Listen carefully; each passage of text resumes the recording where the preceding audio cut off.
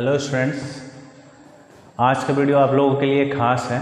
ठीक, अभी दिवाली का माहौल है, इसलिए सबसे पहले आप लोगों को हैप्पी दिवाली और बहुत सारी शुभकामनाओं के साथ हैप्पी दिवाली। और आप लोगों का जो ये दिवाली का त्यौहार है आप लोग अच्छे से मनाए होंगे, उम्मीद करता हूँ। जो वीडियो मैं बना रहा हूँ ये मैथ का वीडियो है, जिसमें कि मॉडल सेट 1 है और 10th क्लास का वीडियो है। 10th क्लास के बच्चों के लिए है। तो आप लोग इसमें 20 MCQ देखेंगे जो एक्सप्लेन के साथ है। तो चलिए वीडियो शुरू करते हैं। ठीक है, आप लोगों के समय को बचाने के लिए मैंने इस वीडियो में क्वेश्चन को पहले लिख दिया है और ये वीडियो आप लोगों को हम याद दिला देते हैं कि ये वीडियो जो है 10th क्लास के मैथ का है, जो कि आपका सेट 1 का सॉल्यूशन है, जो आप लोगों को एक्सप्लेन के साथ मैं बता रहा हूँ। तो अच्छे से आप देखिए, पूरा वीडियो समझिए। ठीक है, और आप लोग अपने एग्ज़ाम की तैयारी में लगे रहिए। देखिए 120 का अभाज्य गुणनखंड, तो इसमें याद रखना है कि आपको जब भी कटाना है इसको छोटी संख्या 2 से, तो 2 से अगर हम कटाते हैं तो 30, 2 से 15 और 3 से 5। तो हम लोग लिखेंगे 120 का अभाज्य गुणनखंड 2 गुना 2 गुना 2 फिर 3 गुना 5। ठीक है, ये इसका अभाज्य गुणनखंड हो गया। 306 और 657 का मौसो कह रहा है 9 है, तो लौसो क्या होगा? तो इसका शॉर्ट फॉर्मूला होता है लौसो बराबर, तो फर्स्ट संख्या गुना सेकेंड संख्या बाय HCF, यानी कि मौसो। ठीक है, तो फर्स्ट संख्या हो गया 306 गुना 657 बटे हो जाएगा 9। तो 9 से इसको कटा देना है 34, यानी 34 को अगर हम गुना कर दें 657 से गुना कर लीजिएगा, आंसर आपका आ जाएगा। 15 और 25 का मौसो ज्ञात करना है। 15 एका 15, 10 से कटाएंगे 15 को, 10 एका 10, बचता है 5, फिर 5 से कटाएंगे 10 को, 5 दूना 10। तो आपका जिससे कटा वही आंसर है, वो हो गया आपका 5। करा एक प्राकृत संख्या का अभाज्य गुणनखंड उसके गुणनखंडों के क्रम को छोड़ते हुए क्या होता है? तो यहाँ पे देखिए कि इसके गुणनखंड के क्रम को छोड़ते हुए, यहाँ पे गुणनखंड के क्रम को छोड़ा जा रहा है, यानी जो भी आ रहा है एक के बाद अगर हम इसका गुणनखंड 120 मान लिया जाए कि 120 एक प्राकृत संख्या है, तो 1 से कटाएंगे, 2 से कटाएंगे कट जाएगा, 3 से कटाएंगे कट जाएगा, फिर 4 से कटाएंगे तो भी कटेगा, लेकिन 4 तो छोड़ दिया गया। यहाँ गुणनखंड के क्रम को छोड़ दिया गया है। ठीक है, और उसके बाद तब आंसर लिया गया है। तो देखिए ये अद्वितीय होता है, मतलब सब एक दूसरे से अलग अलग हैं। तो यहाँ आंसर आपका होगा अद्वितीय। ठीक, इसका आंसर होगा। उसके बाद क्वेश्चन है द्विघात बहुपद जिसके शून्यकों का योग और गुणनफल दिया हुआ है। तो अल्फा प्लस बीटा का मान है √2 और अल्फा इंटू बीटा का मान है 1/3। तो हम लोगों को निकालना क्या है? द्विघात बहुपद। इसका फॉर्मूला होता है x² alpha plus beta x into alpha into beta.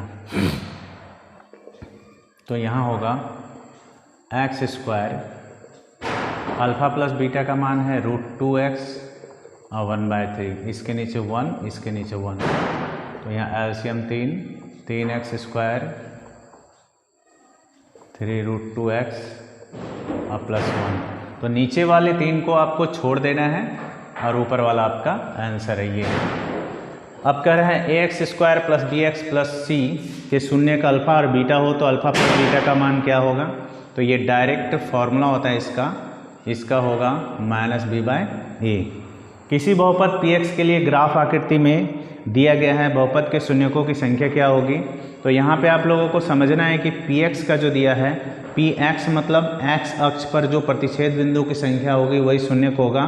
तो हम देख रहे हैं कि ये रेखा जो है x अक्ष पर कोई भी बिंदु पर प्रतिच्छेद नहीं कर रहा है, अर्थात शून्यकों की संख्या जो होगी इसका 0 होगा। शून्यकों की संख्या बराबर 0। अब इसमें कह रहा है समीकरण युग्म में a1x b1y c1 बराबर 0, a2x plus b2y plus c2 बराबर 0। तो इसमें आप ध्यान दें कि दोनों में बराबर है, एक बराबर नहीं। तो जब एक बराबर हो एक नहीं, तो इसका याद रखना है आपको कि कोई हल नहीं होगा, कोई हल नहीं होगा। ठीक है। अब इसके आगे देखिए, क्वेश्चन लिख लेते हैं फिर। 9 नंबर देखिए क्या करा है। समीकरण युग्म में 2x - 3y = 0 तथा 3x + 4y + 20 = 0 द्वारा निरूपित सरल रेखा है क्या दर्शाती है। तो सवाल को पहले हम लोग ले लेते हैं, इसमें जो दिया हुआ है मान सब ले लेते हैं। इसका होगा a1/a2, तो इसका होगा 2/3, b1/b2, तो b1 के जगह पे है -3 और b2 के जगह पे है 4, c1/c2, c1 उसमें है नहीं 0 और c2 का मान है 20, तो अगर हम भाग दें तो आंसर ये आएगा। तो हम देख रहे हैं क्या कि ये तीनों में 2/3, -3/4 और फिर 0, ये तीनों एक दूसरे के इक्वल नहीं है, अर्थात a1/a2, b1/b2 और c1/c2, तो ये तीनों का तीनों इक्वल नहीं है। तो याद रखना है कि इसका आंसर होगा प्रतिच्छेदी रेखाएं। तो बता रहे थे यहाँ a1 पहले हम लोग a1/a2 यानी 2/3 लिए, b1/b2 -3/4 और c1/c2 में 0/20 = 0। हम देख रहे हैं कि ये तीनों आपस में इक्वल नहीं है, अर्थात a1/a2 बराबर नहीं है b1/b2 बराबर नहीं है c1/c2, तो ऐसे में होंगी क्या प्रतिच्छेदी रेखाएं। ठीक, अब कह रहा है c के किस मान के लिए समीकरण युग्म cx - y = 2 और 6x - 2y = 4 का अनंत हल होगा। तो चूंकि अनंत हल हो रहा है तो हम लोग यहाँ लिखेंगे अनंत हल। अनंत हल में फॉर्मूला होता है a1/a2, b1/b2, c1/c2। तो a1/a2 में a1 का मान है c और a2 का मान है 6, इसका है -1 और इसका है -2 और इधर है -2 और फिर -4। तो हम तीनों में से कोई भी दो ठो लेके बना सकते हैं, तो ये दोनों ले लेते हैं। तो यहाँ हो जाएगा c/6 और 1/2 घटा देंगे तो c बराबर होगा 3।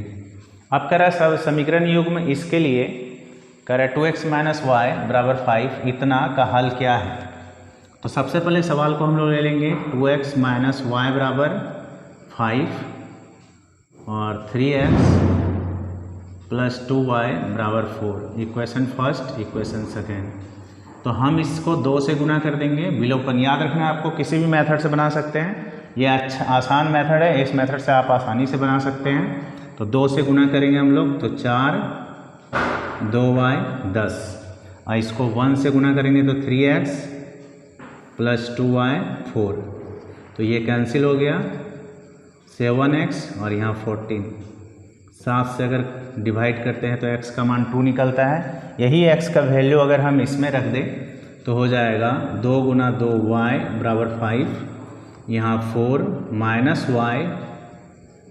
5, तो -y = 5 - 4, तो y = -1 होगा। ठीक है, समझे ना। पहले x का मान 2 है, इस 2 का मान हम यहाँ रख दिए तो 2 × 2 = 4 और 4 को हम उस साइड भेजे तो 5 में 4 गए 1 और -1 निकला। तो आपका आंसर हो गया ये x का मान 2 और y का मान -1। वह रैखिक समीकरण युग्म जिसका कह रहा है कि कोई हल नहीं होता क्या कहलाता है। तो वह रैखिक समीकरण युग्म जिसका कोई हल नहीं होता, अगर कोई हल नहीं है तो वो याद रखना है आपको कि वो असंगत कहलाएगा। ठीक है, वो असंगत कहलाएगा क्योंकि उसका कोई हल नहीं है। समीकरण युग्म में x + y = 9, x - y = 1 का हल क्या है, सेम उसी टाइप का क्वेश्चन है, उसी टाइप का बनेगा। तो यहाँ आपको सवाल में लिखना है कि x + y = 9 और x - y = 1, y कैंसिल हुआ तो यहाँ होगा 2x = 10, 2 से कटाएंगे 5, तो x = 5 आता है। अब इस सवाल को आगे हम लोग बढ़ाते हैं तो x + y = 9, तो यहाँ 5 + y = 9। अब यहाँ पे y बराबर होगा 9 - 5 = 4, y का वैल्यू हो गया 4। अब निम्नलिखित में कौन सा द्विघात समीकरण है, तो पहले हम लोग इसको सॉल्व करेंगे। x को x से x², 3x फिर 7, तो हम देख रहे हैं दोनों x² कट गया और द्विघात समीकरण में हम जानते हैं कि जिसका घात 2 होता है तो इसमें x² माने चर का घात ही खत्म हो गया, तो ये वाला तो नहीं है। इसको लेते हैं तो एक्स स्क्वायर 2ab के फॉर्म से 2x + 1 और x स्क्वायर - 5x, ये कट गया। इसमें भी घात नहीं बचा, इसलिए यहाँ लिखेंगे नहीं। इस सवाल को देखिए, इस सवाल में है x स्क्वायर 2x + 1 और इसका हम सॉल्व करेंगे 2x 6। यहाँ देखिए घात इसका बच रहा है, तो यहाँ हो जाएगा 7। तो इसका घात देखिए पावर इसका 2 बच रहा है, तो इसलिए द्विघात समीकरण है, यानी आपका आंसर होगा सी नंबर। ठीक है, क्वेश्चन लिख लेते हैं फिर। देखिए 15 नंबर क्वेश्चन में क्या है कि यदि विविक्तर d का मान कह रहा है 0 से बड़ा होगा तो मूल क्या होगा। तो याद रखना है कि इसका मूल होगा वास्तविक एवं भिन्न, यानी अलग अलग होगा, एक समान नहीं होगा। इसमें कंडीशन होता है, ये शर्त होता है, आपको सूत्र याद रखना होगा, जिसमें कि एक फॉर्मूला ये भी एक d का मान अगर 0 से बड़ा होगा तो मूल वास्तविक होगा और भिन्न मतलब अलग अलग 2 मूल होगा। द्विघात समीकरण x स्क्वायर के मूलों की प्रकृति क्या होगी। तो मूलों की प्रकृति जानने के लिए सबसे पहले इसको फॉर्म में लाना है, a = 1, b = 1, c = -1। हम लोग d निकालेंगे तो b² - 4ac फॉर्मूला से 1 का स्क्वायर 4ac का मान -1, तो 1 और यहाँ 4 का 4 हो जाएगा, तो टोटल हो जाता है कितना 5। तो ये 5 जो है चूँकि किससे बड़ा है, 5 बड़ा है 0 से, यानी कि d बड़ा है, 5 बड़ा है 0 से, यानी कि d बड़ा है 0 से। तो मूल फिर वही होगा, d का मान जो ऊपर आप अभी लिखे, तो मूल हो जाता है वास्तविक एवं भिन्न, यानी अलग, जैसा सेम यही वाला आंसर होगा। अब कह रहे हैं 2 भिन्न वास्तविक मूल होंगे, यदि क्या होगा, अभी अभी लिखे थे, चूँकि d का मान 0 होगा, 0 से बड़ा होगा तब।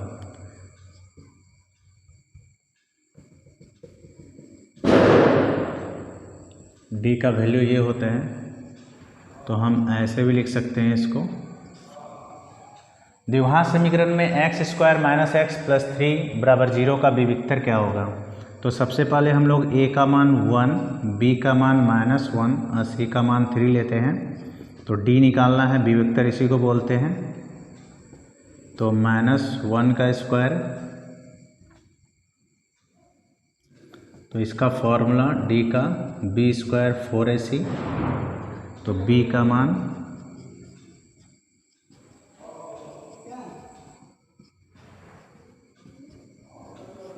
आंसर। अब करें x² - 4x + k का मूल समान हो तो k का मान क्या होगा।